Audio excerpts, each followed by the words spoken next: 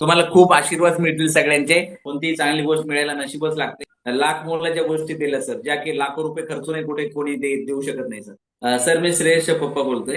हो, बोला सर. आणि जसं वाटलं होतं तसंच तुम्ही छान ट्रेन केले सर मुलांना 4 दिवसामध्ये. त्यांना लाईफ लेसन शिकायला मिळाला. आणि ओके. मी स्वतः टीचर आहे सर.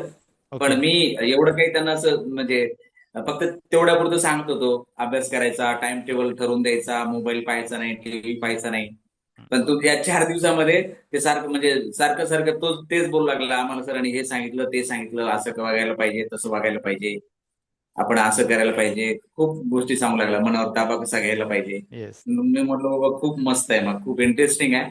हां, आणि हां. असंच नेहमी रोज 1 वर्षभर जर मिळालं त्याला, हां, तर हां. खूप लांबचं त्याला हे बरोबर. होईल आणि खूप मोठा दृष्टी ॲटिट्यूड त्याच्यामध्ये येईल. Yes, yes. नक्कीच सर. कोणतीही चांगली गोष्ट मिळायला नशीबच लागते. आणि तुम्ही असंच मी ते मेसेज पोस्ट वाचली आणि ते केलं. आणि मला खूप बरं वाटलं सर मुलांना. म्हणून मी एक जागरूक पालक आहे सर. येस. पैशाचं काही नाही.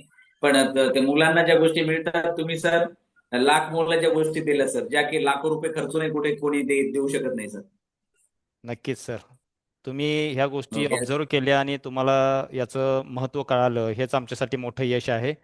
खूप खूप थँक्यू सर तुमच्या या शेअरिंगबद्दल. ओके. म्हणायचं होतं सर, तुम्ही हे जे कॅम्पेन करताय ही काळाची गरज आहे सर. आणि हं. तुम्ही एवढ्या पुरतच न ठेवता खूप असं मुलांपर्यंत पोहोचवा हे अभियान.